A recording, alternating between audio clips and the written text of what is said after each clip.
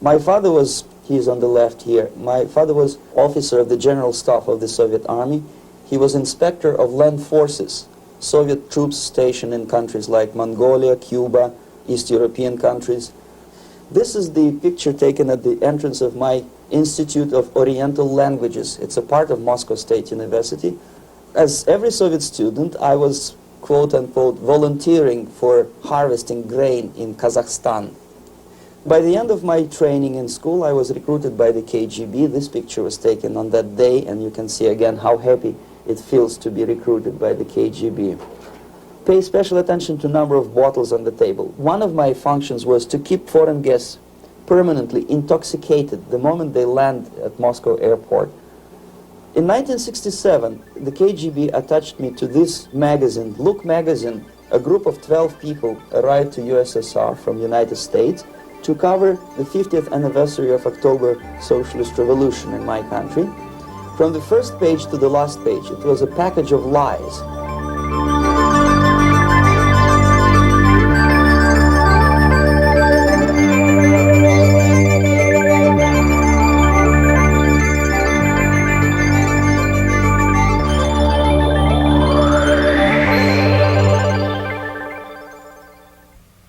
Our conversation is with Mr. Yuri Alexandrovich Bezmenov.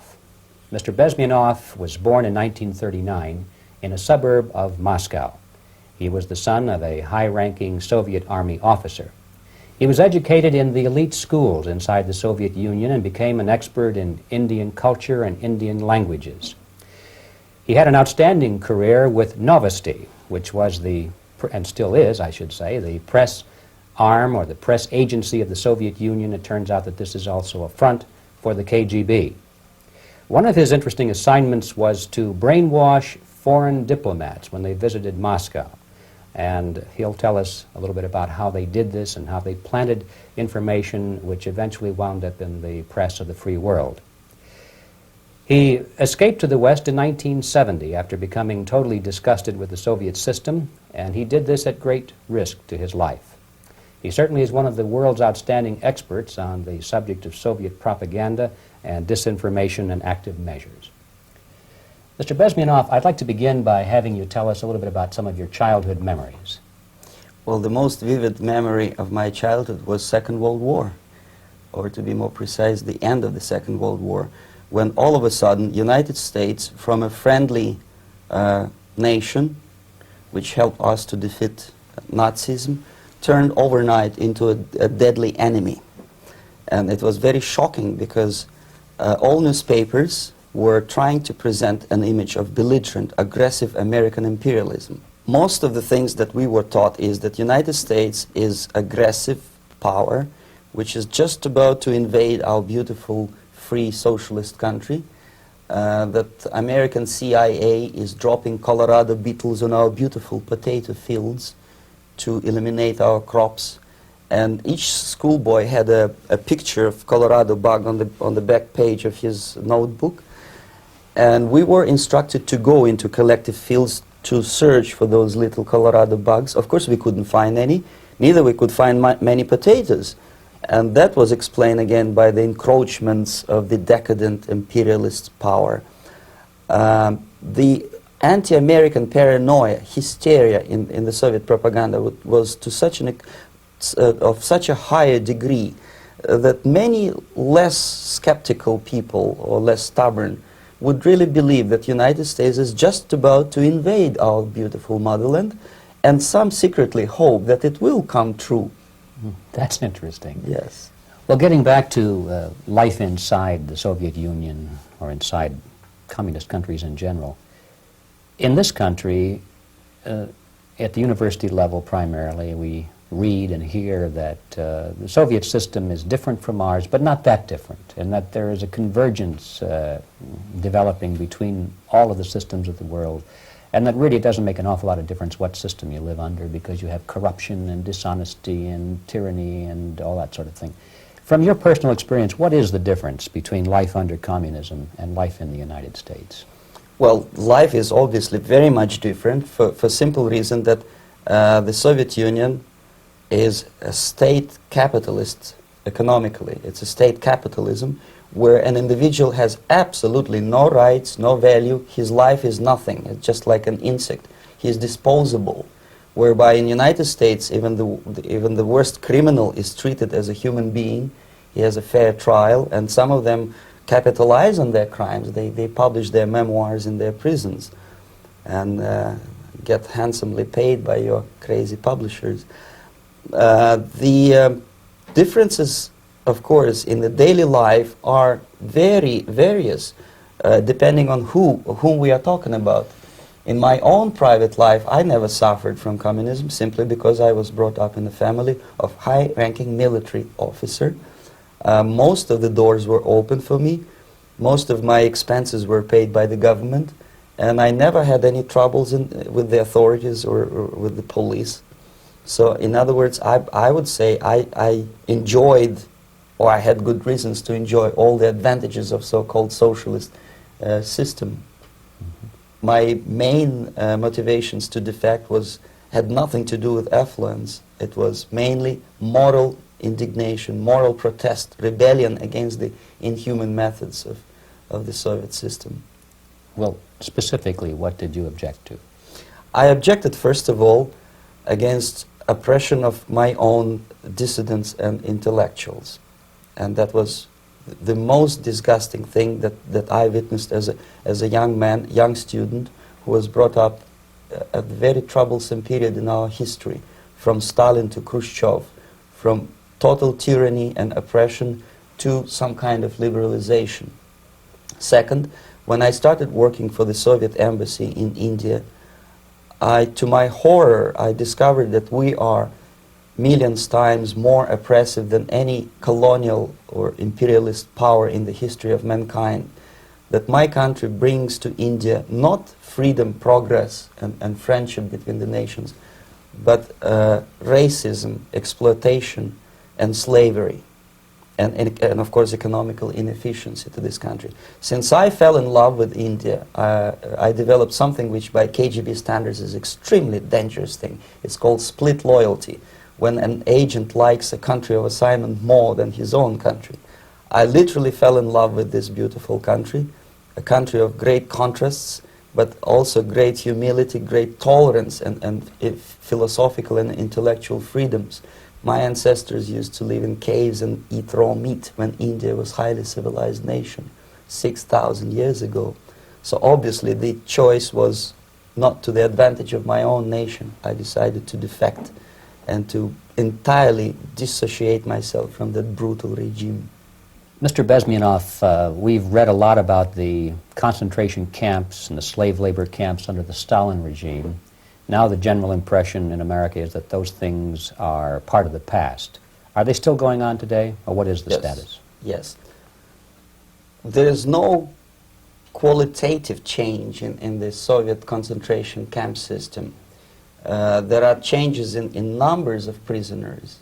Again, this is unreliable Soviet statistics.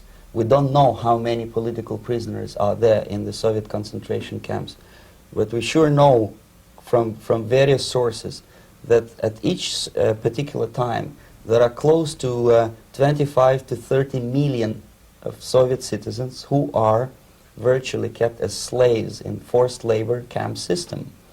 The size of the population of a country like Canada is serving terms as prisoners. Incredible. So I would say that those intellectuals who try to convince American public that concentration camp system is a thing of a past are either conscientiously misleading public opinion, or they are not very intellectual people. They're selectively blind. They lack intellectual honesty when they say that. Well, we've spoken about the intellectuals in this country and also the intellectuals in the Soviet Union. What about down at the broad mass level? Do the people in general, the working people, the workers in general in the Soviet Union, do they support the system? Do they tolerate it? What is their attitude? Well, average Soviet citizen, if there is such an animal, of course, does not like the system because it hurts, it kills. he may not understand the reasons. He may not have enough information or educational background to understand. But I doubt very much there are many people who are conscientiously supporting the Soviet system. There are not such people in USSR. Even those who have all the reasons to enjoy socialism, people like myself, who were a member of journalistic elite, they also hate system for different reasons, though. Not because they lack material affluence, but because they are unfree to think, they're in constant fear, duplicity, split personality. And this is the greatest tragedy for my nation. Well, what do you think are the chances of the people actually overcoming their system or replacing it? There is a great possibility that system will sooner or later be destroyed from within. There is a self-destructive mechanism built into any socialist or communist or fascist system. Because there is lack of feedback, because the system does not rely upon loyalty of population. But until this Soviet junta is being supported by the Western so-called imperialists, that is, multinational companies, establishments, governments, and let's face it, intellectuals, so-called academia in the United States is famous for supporting the Soviet system. As long as the Soviet junta will keep on receiving credits, money, technology, grain deals, and political recognition from all these traitors of democracy or freedom, there is no hope, there is not much hope for changes in my country, and the system will not collapse by itself simply because it's being nourished by so-called American imperialism. This is the greatest paradox in history of mankind, when capitalist world supports and actively nourishes its own destroyer, destructor. I think you're trying to tell us something. Oh, in yes. This country. Mm-hmm. I'm trying to tell you that it has to be stopped unless you want to end up in Gulag system and enjoy all the advantages of socialist equality, working for free, catching fleas on your body, sleeping on planks of plywood in Alaska this time, I guess. Mm-hmm. That's where Americans will belong, unless they will wake up, of course, and force their government to stop aiding Soviet fascism. Mm-hmm. Well, you told us a moment ago why you left the system. I'd like to hear the details of how you did it. It must have been a very dangerous thing. It was not so dangerous, it was crazy. First of all, because defecting in India is virtually impossible, thanks to very strong pressure from the Soviet government. Excuse me, you were in India on assignment at that time. Yes, I was working for the Soviet embassy in New Delhi as a press officer. Mm-hmm. And defecting for a Soviet diplomat is next to impossible. It's a suicide, as I said, because a great friend Indira Gandhi pushed a law through parliament which says, and I quote, "No defector from any country has a right of political asylum in any embassy on the territory of Indian Republic," which is a masterpiece of hypocrisy. No other defector but the Soviet one needs a political asylum. So knowing that perfectly well, I planned a craziest possible way to defect. I studied counterculture in India. There were thousands of young American boys and girls with no shoes, long hair, smoking hash and marijuana, studying sometimes Indian philosophy, sometimes simply pretending that they study. And they greatly annoyed Indian police, and they were laughing stock of Indians because obviously they were good-for-nothing students. I studied carefully where they congregate, what routes they travel, what language they speak, what do they smoke. And one day I simply joined a group of hippies to avoid detection of Indian police. I was dressed as a typical hippie with blue jeans, long kameez shirts, with all kind of nice decorations like beads, long hairs, I bought a wig because for several weeks I had to turn myself from a conservative Soviet diplomat into a very progressive American hippie. And that was the only way that I could avoid detection. It was very interesting experience, but it was necessary because from my own knowledge as a member of Soviet embassy staff, I knew that there were many cases when Soviet defectors were betrayed by Indian police, and also some Western embassies played a very dirty role in betraying the Soviet defectors. According to our information, there were some, I wouldn't call them double agents, but simply immoral people working for this for the United States embassy, and confiding in people like this would be a suicide. So I had to be extremely careful. I could not trust anyone, and that was the reason for such a crazy way to defect. Well, had you been caught in the act of trying to get out, what would have happened to you? Oh, most likely I would end up in concentration camp, or depending on the situation and on the whim of some bureaucrat in KGB, maybe even executed. This is normal practice, quietly, of course, not publicly. But that would be the end of my defection, of course. Well, when did you finally make it to the United States?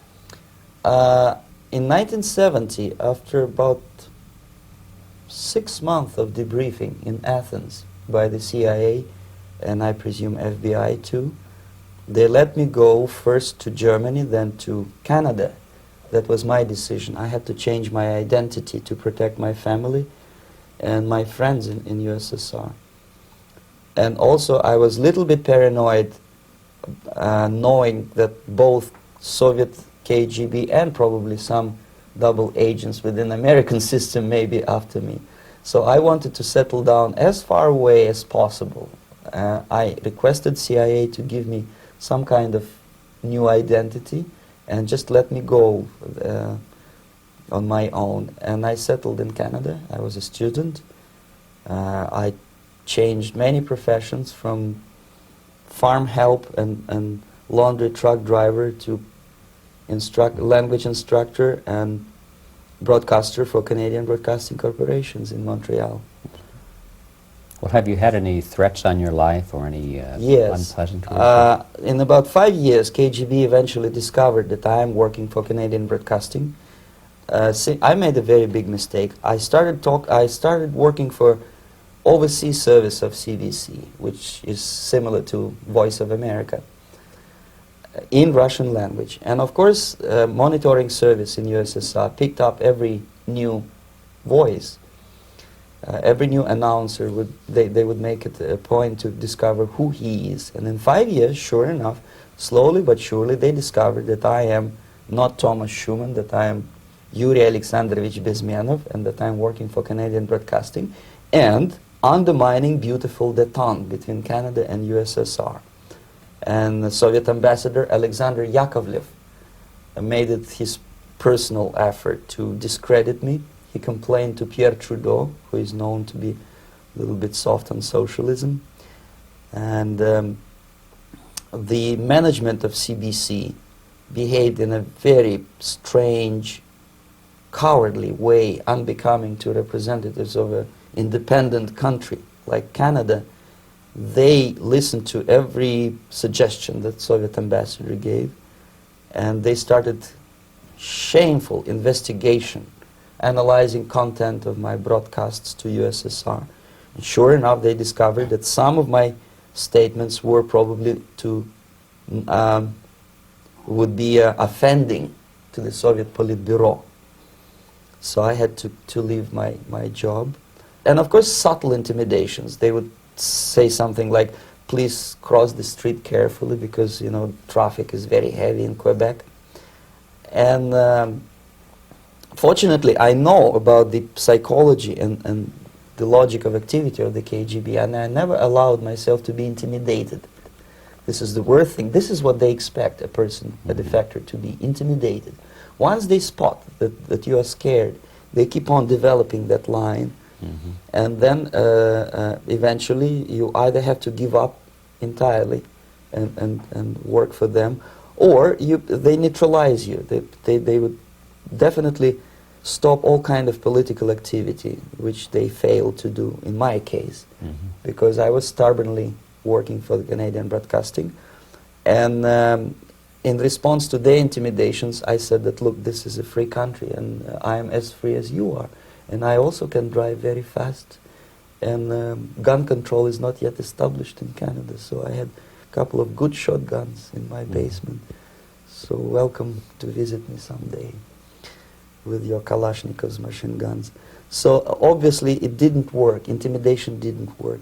So they tried different approach, as I described. They approached on the highest level, on the level of Canadian bureaucracy. And at that level they were on successful. that level they were successful. On individual level they failed flat.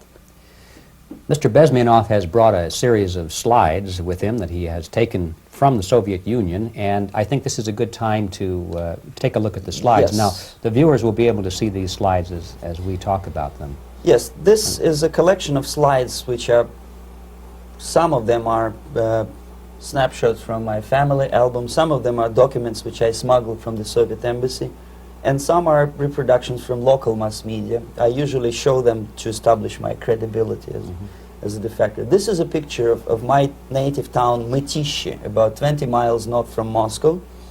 Characteristically, there is a statue of Comrade Lenin in the central square.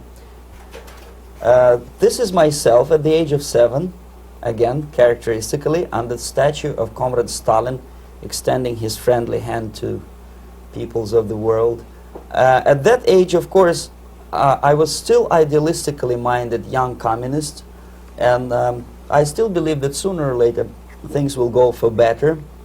But I realized that the system stinks, that something is fishy, and that ideology is fake. And the propaganda about advanced Soviet agriculture simply didn't meet the criteria of reality. If they talk about abundance of food and there's none in the stores, there must be something wrong. My father was, he is on the left here, my father was officer of the General Staff of the Soviet Army. He was inspector of land forces, Soviet troops stationed in countries like Mongolia, Cuba, East European countries. Were he alive today, most likely he would be inspecting Soviet troops in Nicaragua, Angola, and many other parts of the world. Fortunately, he died, and he didn't see the disgrace, because deep inside he was a Russian patriot. He didn't like the idea of expanding Soviet military might, especially in the areas where we were not welcomed at all. Unlike many other military officers, he was reporting directly to the Minister of Defense, bypassing KGB and diplomatic service. In other words, he was a trusted military professional. And my impression that this type of people are much less hawkish and adventuristic than party bureaucrats in Kremlin.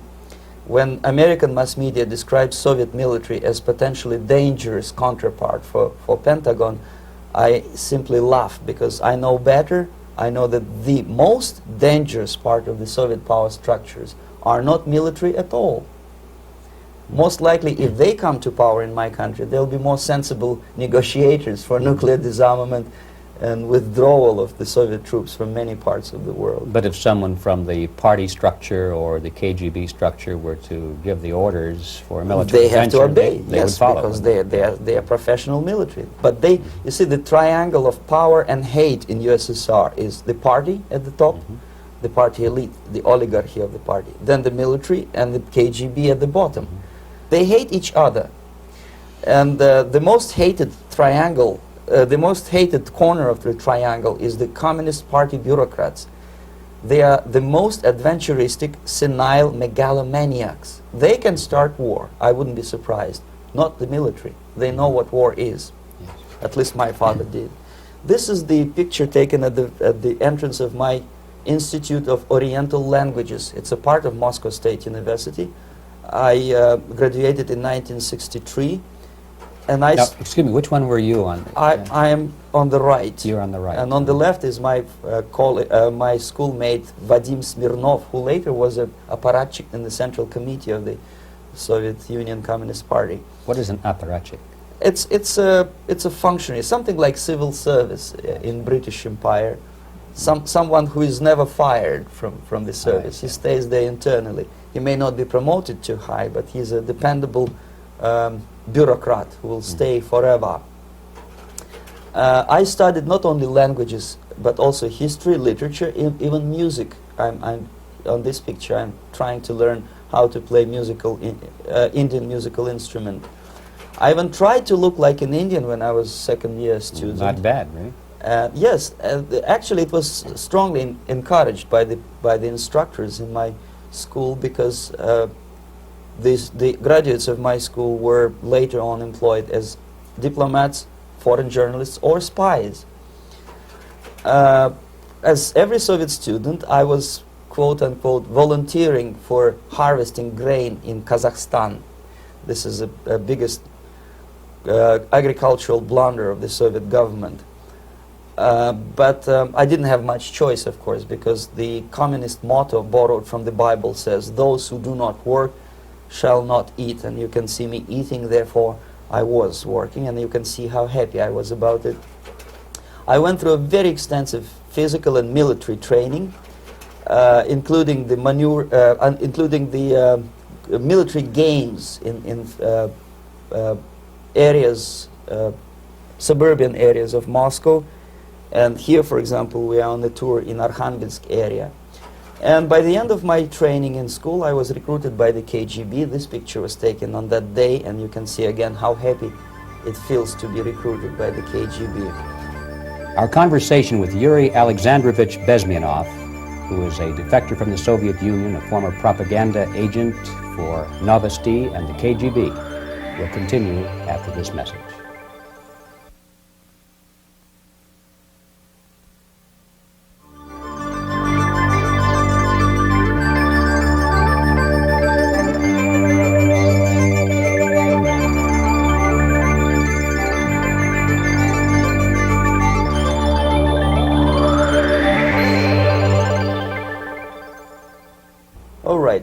As every student in USSR, I went through very extensive physical and military training and civil defense training too. Unlike in the United States, where civil defense is virtually non-existent, zero.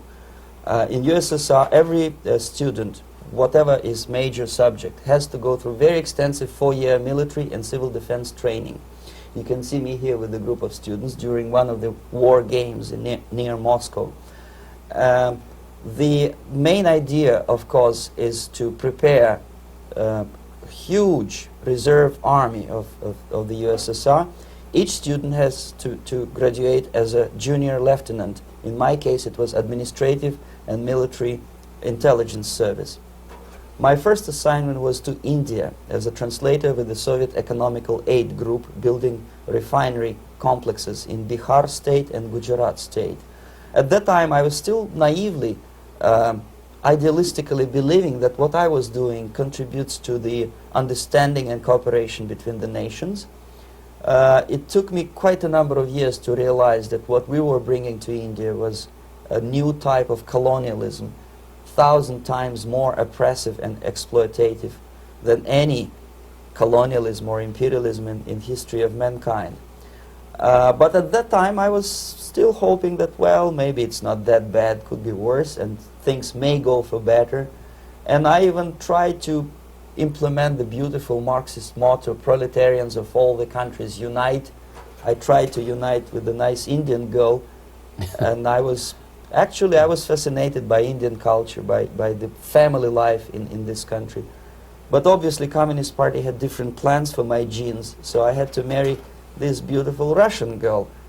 In the span of my career, I married 3 times. Most of these marriages were marriages of convenience on advice from the Department of Personnel.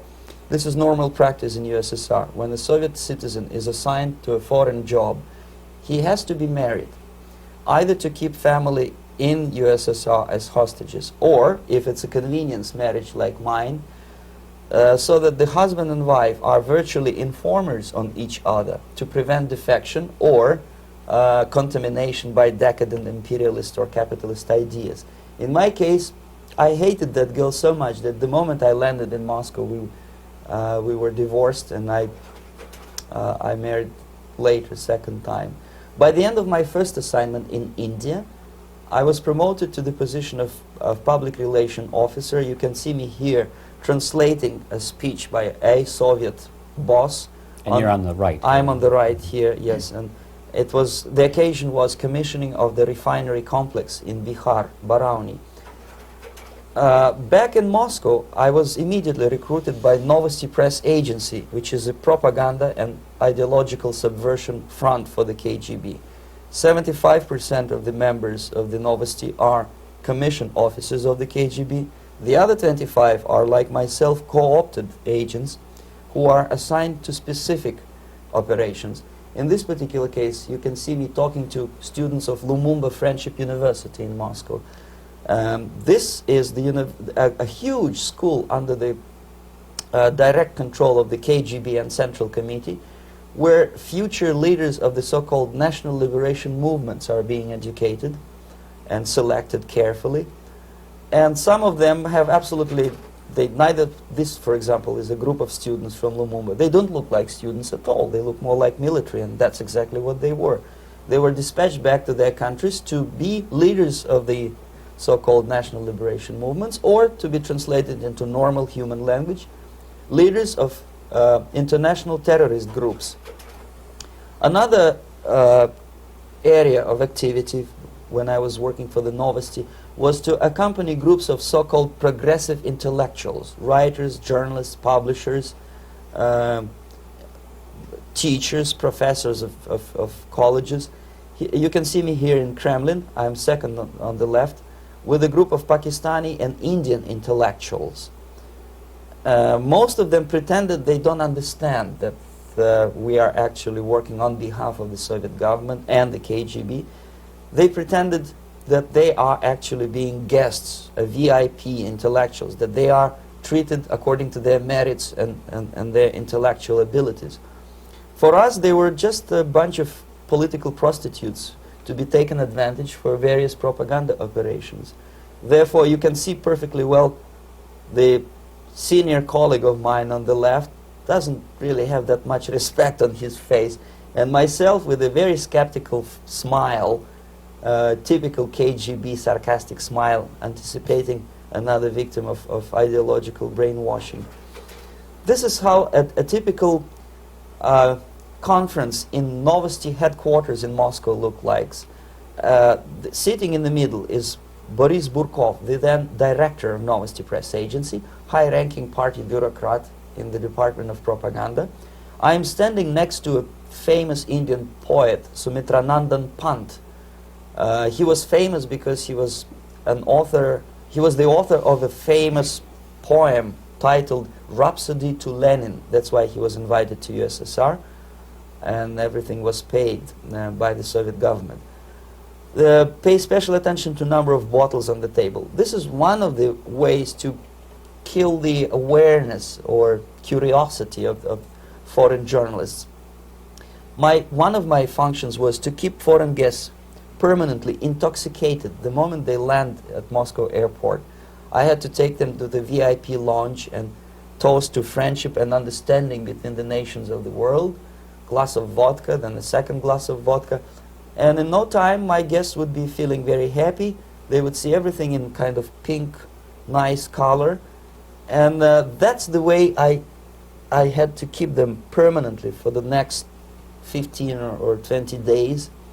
At certain point in time, I had to withdraw alcohol from them so that some of them, who are the most recruitable, would feel a little bit shaky, guilty, trying to remember what they were talking last night. That's the time to approach them with all kind of nonsense, such as joint communique or statement for Soviet propaganda. That's the time they are the most flexible.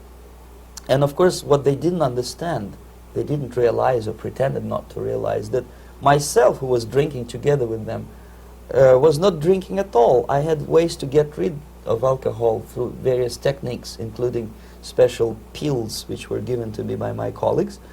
But they were taking it seriously. In other words, they would consume quite large volumes of alcohol and feel quite uneasy next morning. In 1967, the KGB attached me to this magazine, Look magazine. A group of 12 people arrived to USSR from United States to cover the 50th anniversary of October Socialist Revolution in my country. From the first page to the last page, it was a package of lies, propaganda cliché, which were presented to American readers as opinions and deductions of American journalists. Nothing could be far from truth. These were not opinions. They were not opinions at all. They were the clichés which the Soviet propaganda wants American public to think that they think. If it does make any sense at all.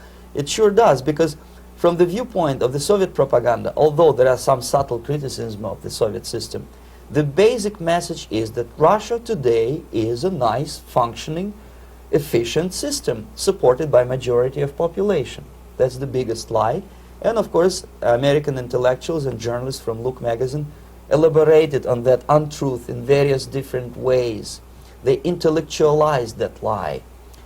They found all kinds of justifications for telling lies to American public. Excuse me, it was partly your job to make sure that they got these ideas, yes, and accepted them as their own ideas. Right. Actually, even before they arrived to USSR, and they paid astronomical sum of money for that visit, they were submitted, this Novosti Press agency developed so-called backgrounders, 20-25 pages of information and opinions which were presented to the journalists even before they bought their tickets to Moscow.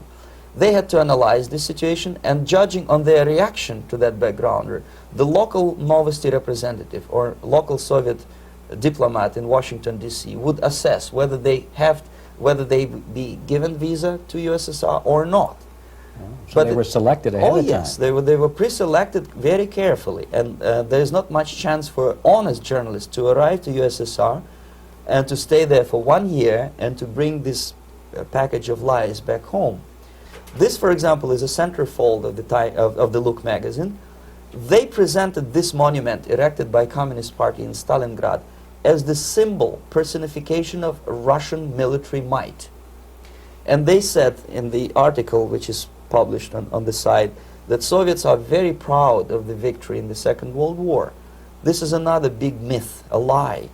No sensible people would be proud to lose 20 millions of their countrymen in a war which was started by Genoese Hitler and Comrade Stalin and paid by American multinationals. Most of the Soviet citizens look at this type of monuments with disgust and sorrow, because every family lost father, brother, sister, or child in the Second World War. Yet American journalists who were trying to appease, to please their hosts, presented this picture on the centerfold as the symbol and personification of Soviet national, they call it Russian national spirit. And it was greatest misconception and a very tragic misunderstanding. Of course, Look magazine was not distributed in USSR. The main audience was in the United States. But I presume that many Americans, millions of Americans who were reading Look magazine at that time, had absolutely wrong idea about the sentiments of my nation, about what the Soviets are proud of and what they hate. This is a group, you see the same lady with the sword in Stalingrad. This is the group of journalists. Myself is in the center with the same devilish smile.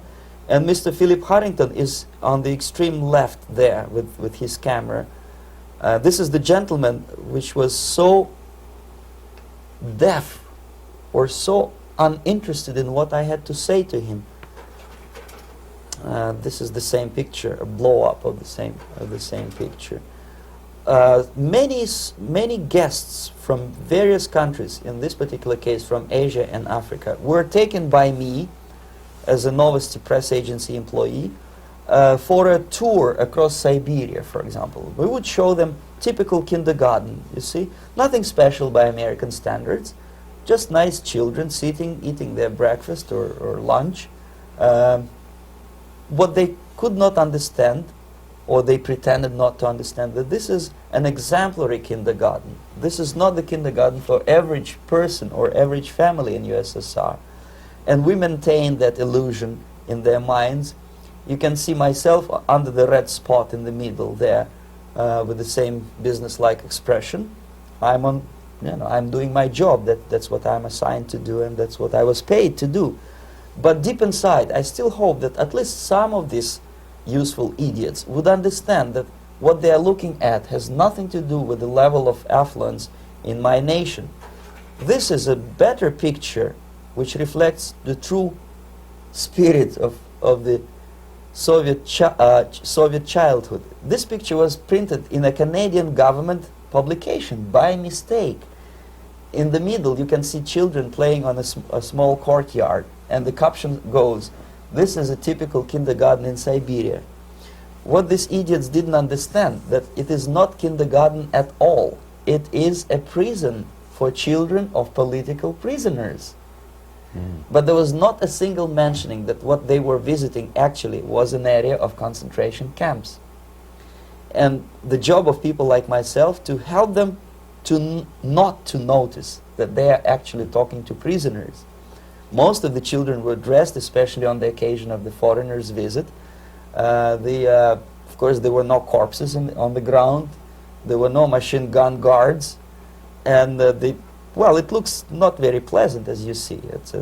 It looks dull, but obviously it does not create an impression that this is actually a prison. Well, did any of the journalists have the curiosity to ask about prisons and that kind of thing? Yes. They were in Siberia. This Yes. is what you associate. Yes, some of them asked questions, and naturally we would give them, for the stupid question, we give them stupid answer. No, there are no prisons in Siberia. No, most of the people who you see are free citizens of USSR. They are very happy to be here, and they are contributing to the glory of the socialist system. Some of them pretended that they believe what I was telling them, and most of them, we may discuss it later, what are the motivations of these people? Why would they stubbornly bring lies to their own population through their own mass media? I have various answers to this. There is not a single explanation. It's a complex of explanations. It's fear, pure biological fear. They understand that they are on the territory of an enemy state, a police state. And just to save their rotten skins and their miserable jobs, their affluence back home, they would prefer to tell a lie than to ask truthful questions and report truthful information. Second, most of these schmucks were afraid to lose their jobs, because obviously if you tell truth about my country, you will not last long as a correspondent of New York Times or Los Angeles Times. They will fire you. What kind of correspondent are you? You obviously cannot find common language with Russians if they kick you out in 24 hours. So just by trying to be conformist to their own editorial bosses, they tried not to offend the sentiments of the Soviet administrators and people like myself. Deep inside, I hope they would insult my or offend my sentiments. Obviously, they preferred not to. Another reason, I refuse to believe it, but obviously, there is another reason. Obviously, it's a greed. These people earn a lot of money. When they come back to USA, they claim that they are experts in my country. They write books which sells in million copies, titled like Russians, The Truth About Russia.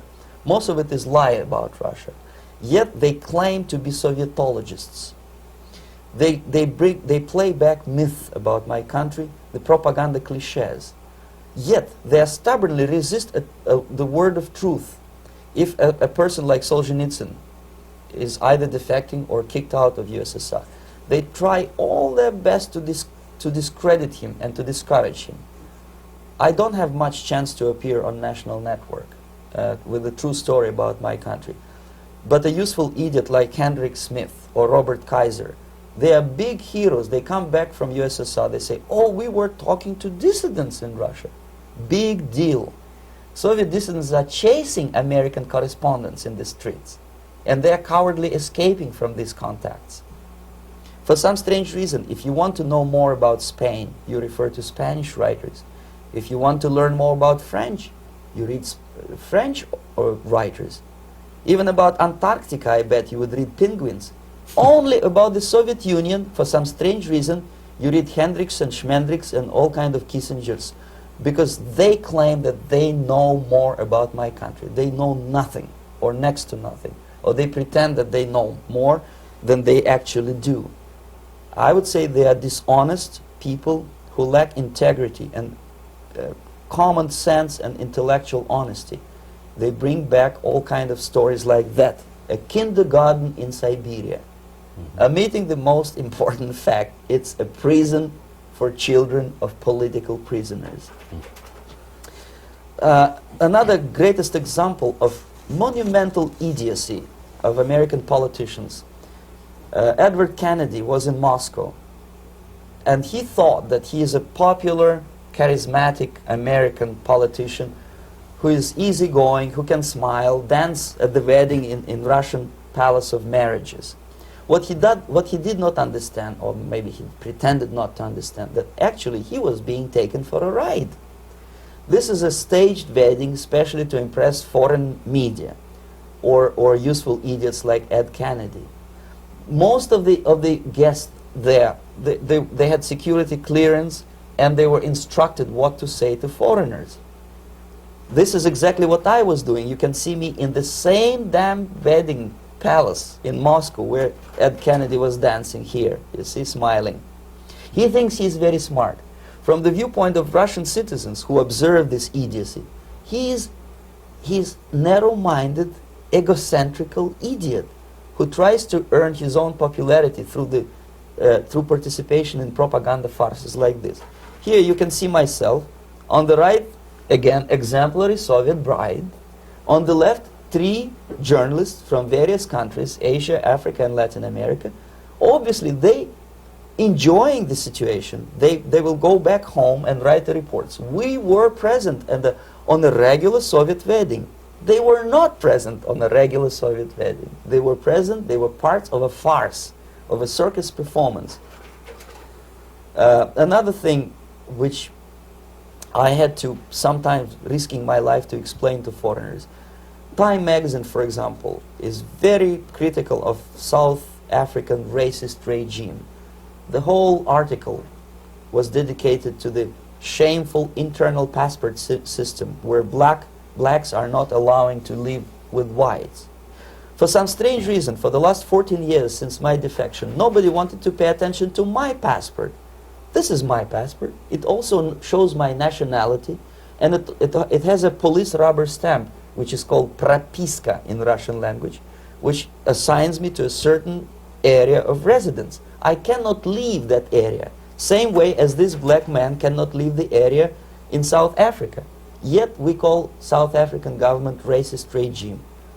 Not a single Jane Schmonda or Fonda is brave enough, courageous enough to come to media and say, look, this is what happens in USSR. I send a copy of my passport to many American liberals and civil rights defenders and all the other useful idiots. They never bothered to answer me back. This shows what kind of integrity, what kind of honesty these people are. They are a bunch of hypocrites because they don't want to recognize a good example of racism in my country. This is the first stage of befriending a professor. You can see myself on the left with the same James Bond smile. On the right is my KGB supervisor, Comrade Leonid Mitrokhin, and in the middle a professor of political science in Delhi University. The next stage would be to invite him to a gathering of Indo-Soviet Friendship Society. There he is sitting next to his wife before he is being sent to USSR for a free trip. Everything is paid by the Soviet government. He was made to believe that he is invited to USSR because he is a talented, sober-thinking intellectual. Absolutely false. He is invited because he is a useful idiot, because he would agree and subscribe to most of the Soviet propaganda cliché. And when he is coming back to his own country, he is going for years and years to teach the beauties of Soviet socialism to newer and newer generations of his students, thus promoting the Soviet propaganda line. The KGB was even curious about this gentleman. It may look innocent. Maharishi Mahesh Yogi, a great spiritual leader, or maybe a great charlatan and crook, depending on from which side you are looking at him. Beatles were trained at his ashram in Hardwar in India how to meditate. Mia Farrow and other useful idiots from Hollywood visited his school, and they returned back to United States absolutely zonked out of their minds with marijuana, hashish, and crazy ideas of meditation. To meditate, in other words, to isolate oneself from the current social and political issues of your own country. To get into your own bubble, to forget about troubles of the world. Obviously, KGB was very fascinated with such a beautiful school, such a brainwashing center for stupid Americans. I was dispatched by the KGB to check what kind of VIP Americans attend this school. That's you on the left. Yes, I'm on the left. I was trying to get enrolled in that school. Unfortunately, the Maharishi Mahesh Yogi asked too much. He wanted $500 American for enrollment. But my function was not actually to get enrolled in the school. My function was to discover what kind of people from United States attend this school. And we discovered that, yes, there are some influential members of family, public opinion makers of United States, who come back with the crazy stories about Indian philosophy. Indians themselves look upon them as idiots, useful idiots. To say nothing about KGB, who looked at them as extremely naive, misguided people. Obviously, a VIP, say a wife of a congressman, or a prominent Hollywood personality, after being trained in that school, is much more instrumental in the hands of manipulators of public opinion and KGB than a normal person who understands, who looks through this type of fake religious training. Why would they be more susceptible to manipulation? I just mentioned that because, you see, a person who is too much involved in introspective meditation. You see, if you carefully look what Maharishi Mahesh Yogi is teaching to Americans, is that most of the problems, most of the burning issues of today can be solved simply by meditating. Don't rock the boat. Don't get involved. Just sit down, look at your navel, and meditate. And the things, due to some strange logic, due to cosmic vibration, will settle down by themselves. This is exactly what the KGB and Marxist-Leninist propaganda wants from Americans, to distract their opinion, attention, and mental energy from real issues of United States into a non-issues, into a non-world, non-existent harmony. Obviously, it's more beneficial for the Soviet aggressors to have a bunch of duped Americans than Americans who are self-conscious, healthy, physically fit, and alert to the reality. Maharishi Mahesh Yogi obviously is not on the payroll of the KGB. But whether he knows it or not, he contributes greatly to demoralization of American society. And he's not the only one. There are hundreds of those gurus who come to your country to capitalize on naivete and stupidity of Americans. It's a fashion. It's a fashion to meditate. It's a fashion not to be involved. So obviously, you can see that if KGB were that curious, if they paid my trip to Hardwar, if they assigned me to that strange job, obviously they were very much fascinated. They were convinced that that type of brainwashing is very efficient and instrumental in demoralization of the United States.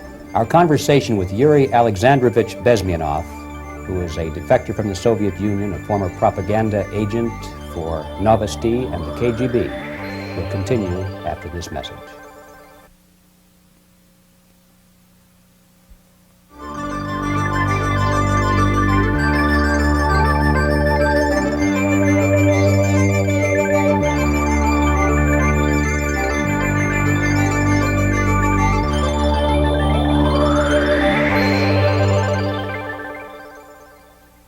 This picture shows the part of the building of USSR embassy, and my supervisors. On the left is Comrade Mehdi, an Indian communist, and on the right, Comrade Mitrokhin, my supervisors in the secret department of research and counter-propaganda. It has nothing to do with either research or counter-propaganda.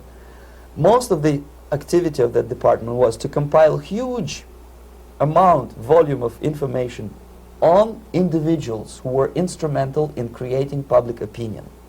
Publishers, editors, journalists, actors, educationalists, professors of political science, members of parliament, representatives of business circles.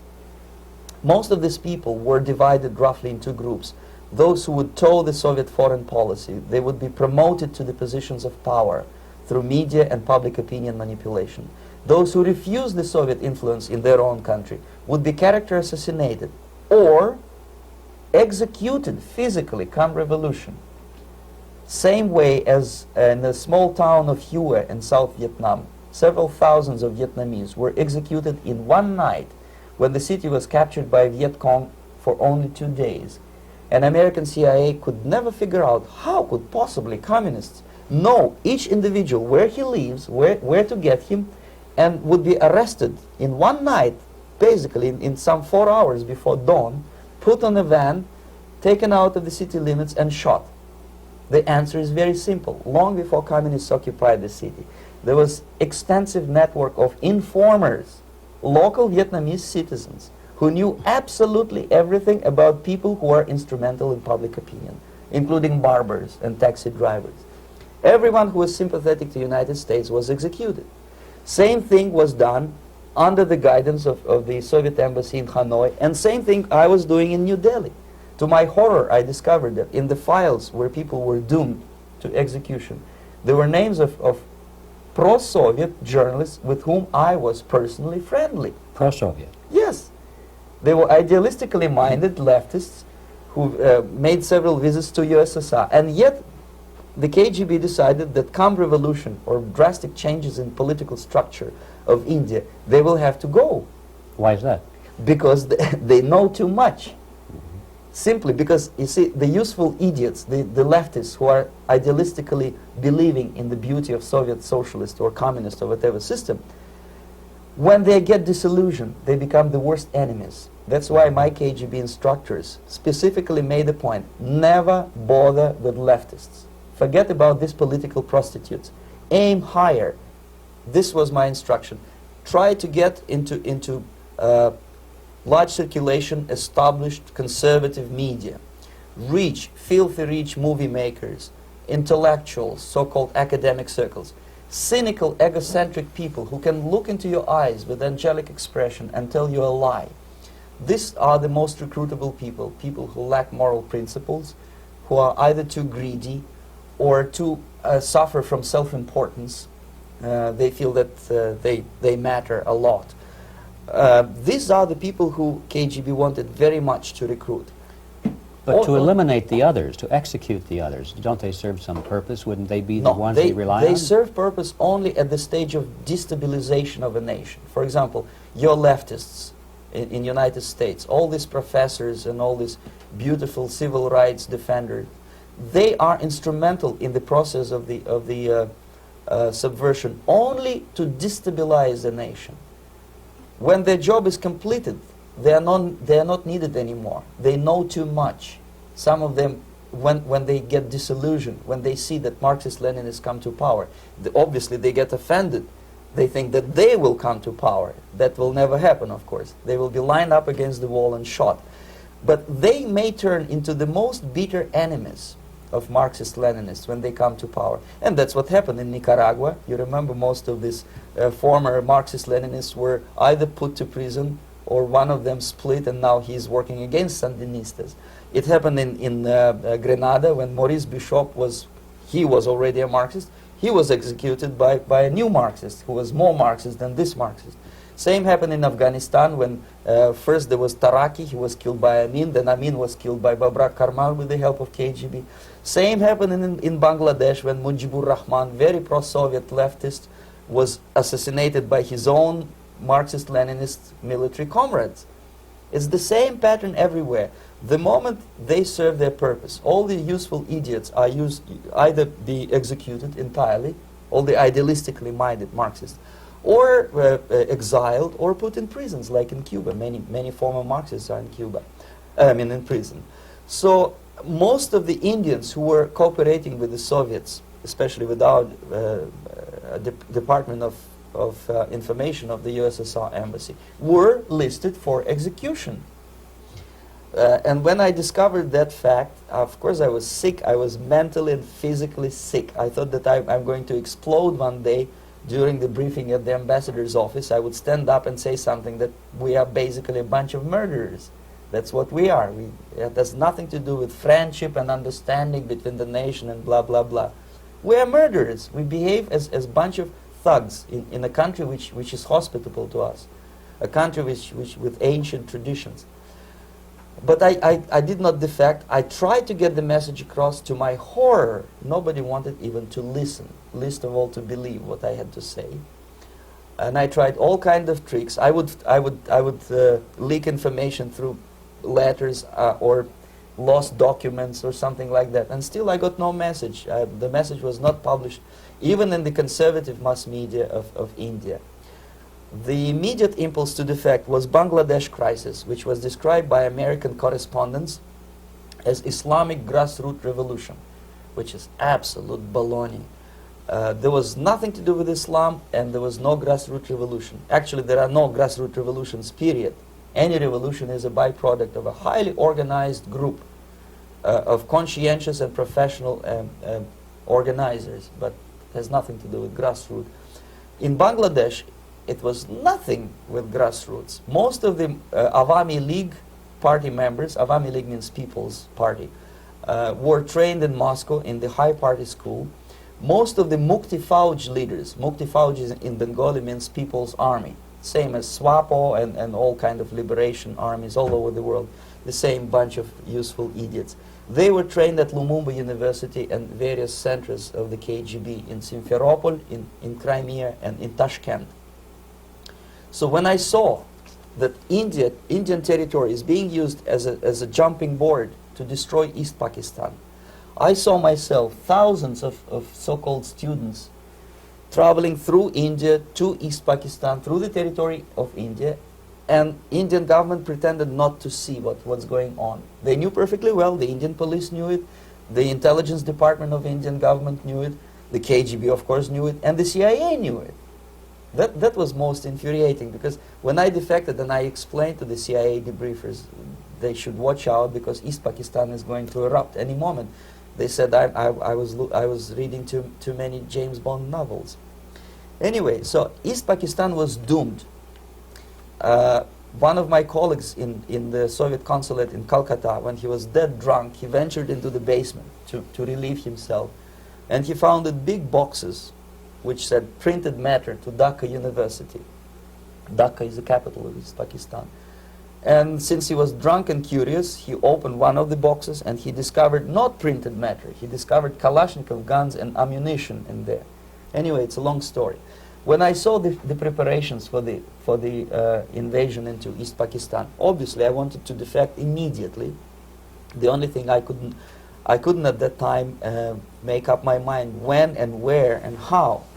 One of the reasons, of course, you see, I was in love with India. I mentioned that before. I spoke the languages. I socialized with people.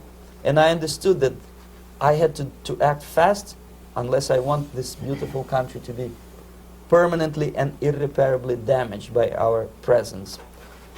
One of the reasons not to defect was, as you can see, I was living in relative affluence.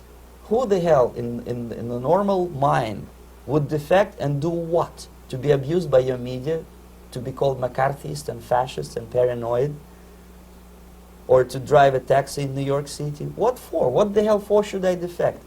To be abused by Americans, to be insulted in exchange for my effort to bring the truthful information about impending danger of subversion. As you can see, I was living in quite a comfortable conditions next to swimming pool, where Indians were not allowed, by the way. I was highly paid expert in propaganda. I had my family. I was respected by my nation.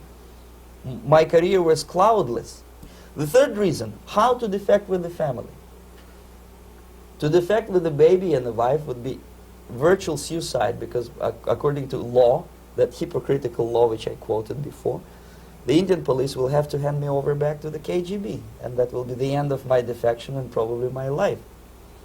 Again, I cannot smuggle my wife because she was not quite sure what I was doing. She was not that idealistically involved, and she was definitely not in the total picture of what I was doing for the KGB. She would be shocked if I put her in my van and drive her to the American embassy or elsewhere. That would be a greatest danger. So again, I had to defect in such a way that my defection would look as simple disappearance. And there were many cases like that when the Soviet agents simply disappeared, either killed in action or, thanks to their curiosity and their close contacts with radicals, some of them were killed by the Marxists, by the way. It happened in many African countries when the Soviet KGB were killed by Africans themselves. Not because they hated Marxism-Leninism, but because they were simply trigger-happy bunch of unruly characters. If you give them a machine gun, they will shoot. And some of the Soviets obviously were not careful enough to protect themselves, and they got into embarrassing situations when they were shot at the crossfire between factions of so-called liberation movements. Anyway, so I decided, as I said, to study the counterculture. I decided this probably would be the best way to disappear. I socialized with characters like this. On the left, you see, he's a barefoot American hippie. It took me quite a long time to study exactly what they were doing and how to mix with them. But eventually I did it. Most of Indian newspapers carried my picture and promise of 2,000 rupees for information about my whereabouts. But they were looking for the wrong person, because they obviously tried to stop a young Soviet diplomat in white shirt and tie, and this is how I looked at the time of defection. Nobody could possibly think that a Soviet diplomat would be as crazy as to join a bunch of hippies. That's you. Yes, travel India and smoke hash. So I made it literally almost like a Hollywood-style detective story. From under the nose of the KGB in Bombay airport, I landed the plane and I flew to Greece, where I was debriefed by the CIA. That's basically that's all for my slides. We can turn off the projector, and that's very interesting. Well, you spoke several times before about ideological subversion. That is a phrase that I'm afraid some Americans don't fully understand. When the Soviets use the phrase ideological subversion, what do they mean by it?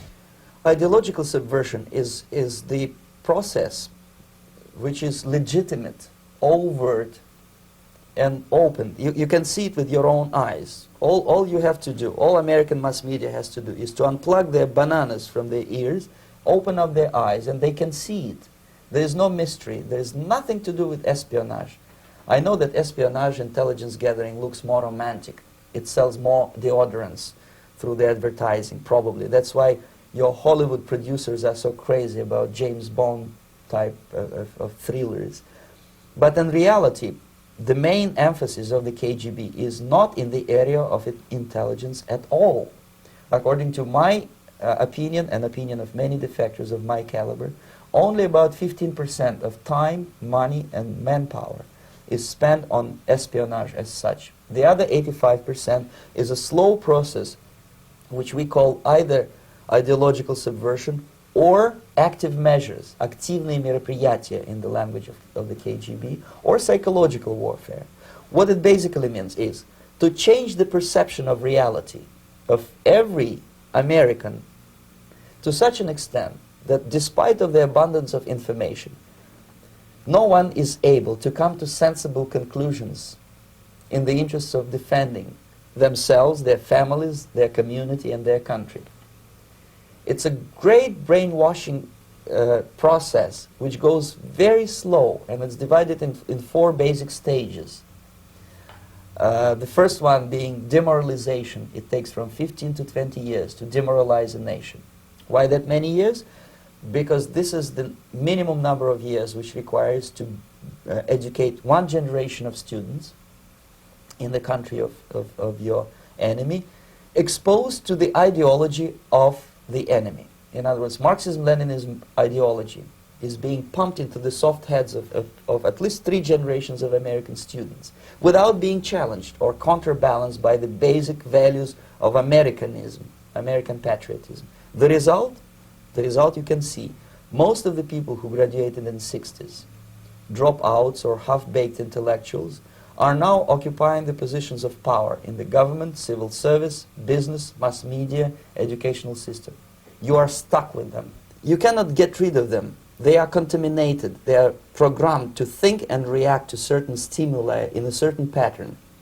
You cannot change their mind, even if you expose them to authentic information, even if you prove that white is white and black is black, you still cannot change the basic perception and the logic of behavior.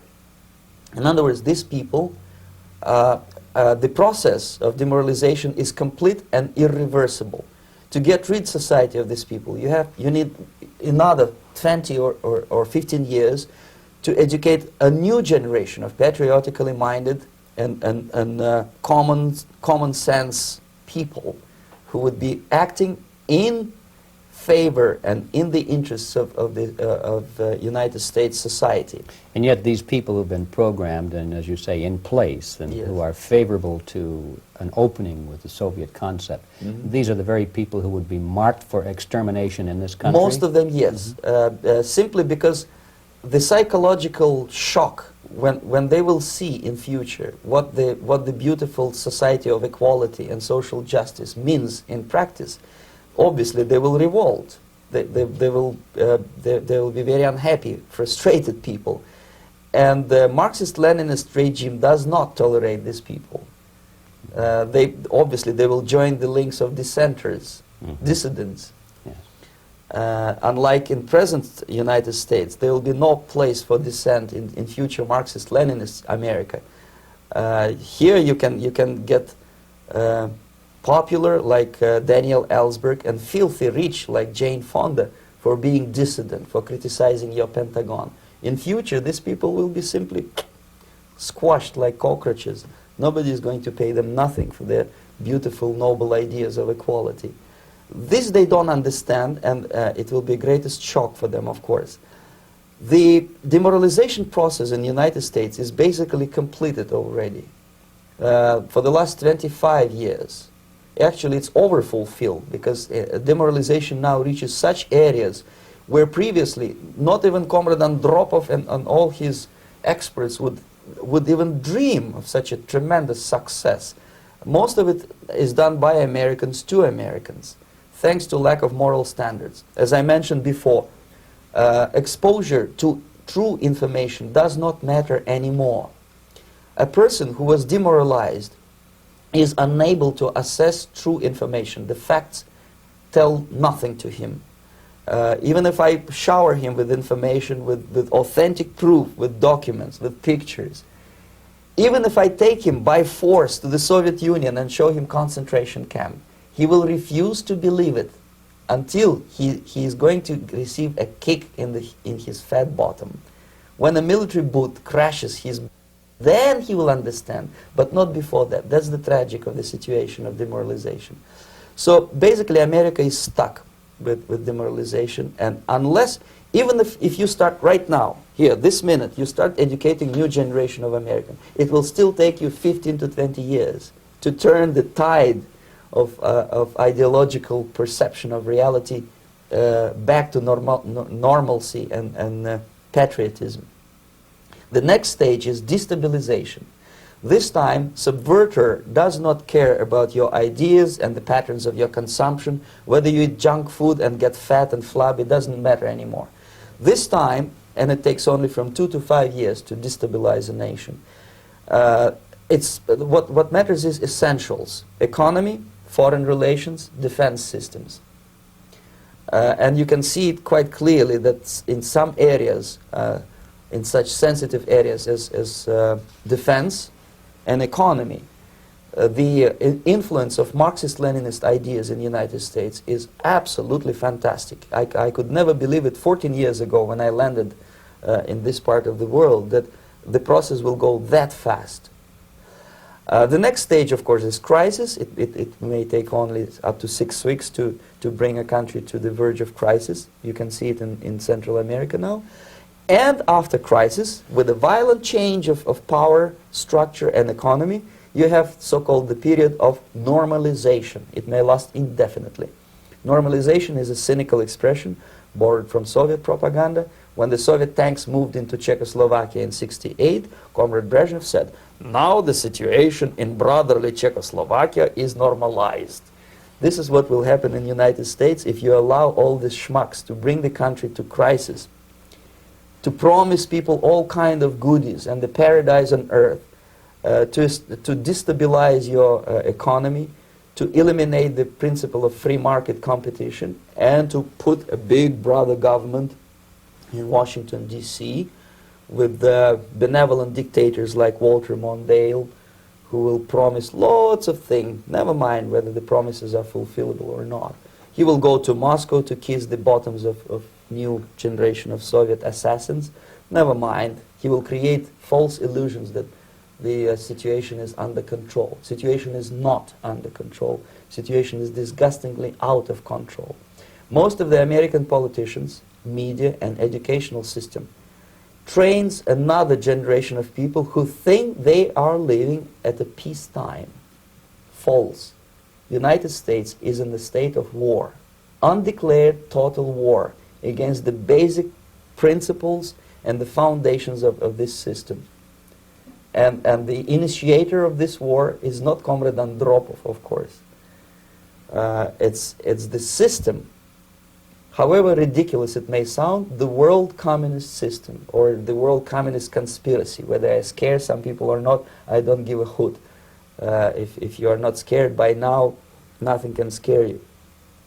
But you don't have to be paranoid about it. What actually happens now, that unlike myself, you have literally several years to live on unless the United States wake up. The time bomb is ticking. With every second, the disaster is coming closer and closer. Unlike myself, you will have nowhere to defect to, unless you want to live in Antarctica with penguins. This is it. This is the last country of freedom and possibility. Okay, so what do we do? What is your recommendation to the American people? Well, the immediate thing that comes to my mind is, of course, there must be a very strong national effort to educate people in the spirit of real patriotism, number one. Number two, to explain them the real danger of socialist, communist, whatever, welfare state, big brother government. If people will fail to grasp the impending danger of that development, nothing ever can help United States. You may kiss goodbye to your freedom, including freedoms to homosexuals, to prison inmate. All this freedom will vanish, evaporate in 5 seconds, including your precious lives. The second thing, the moment at least part of the United States population is convinced that the danger is real, they have to force their government. And I'm not talking about sending letters, signing petitions, and all this beautiful, noble activity. I'm talking about forcing United States government to stop aiding communism. Because there is no other problem more burning and urgent than to stop the Soviet military-industrial complex from destroying whatever is left of the free world. And it is very easy to do. No credits, no technology, no money, no political or diplomatic recognition, and of course no such idiocy as grain deals to USSR. The Soviet people, 270 millions of Soviets, will be eternally thankful to you if you stop aiding a bunch of murderers who sit now in Kremlin and whom President Reagan respectfully calls government. They do not govern anything, least of all such complexity as the Soviet economy. So basic, two very simple, maybe too simplistic answers or solutions, but nevertheless they are the only solutions. Educate yourself, understand what's going on around you. You are not living at the time of peace. You are in a state of war, and you have precious little time to save yourself. You don't have much time, especially if you are talking about young generation. There's not much time left for convulsions to the beautiful disco music. Very soon it will go, just overnight. If we are talking about capitalists or wealthy businessmen, I think they are selling the rope on which they will hang very soon. If they don't stop, if they cannot curb their unsettled desire for profit, and if they keep on trading with the monster of the Soviet communism, they are going to hang very soon. And they will pray to be killed, but unfortunately they will be sent to Alaska probably to manage industry of slaves. It's simplistic. I know it sounds unpleasant. I know Americans don't like to listen to things which are unpleasant. But I have defected not to tell you the stories about such idiocy as microfilm, James Bond type espionage. This is garbage. You don't need any espionage anymore. I have come to talk about survival. It's a question of survival of this system. You may ask me, what is it in for me? Survival, obviously, because unlike, as I said, I am now in your boat. If we sing together, we'll sing beautifully together. There is no other place on this planet to defect to.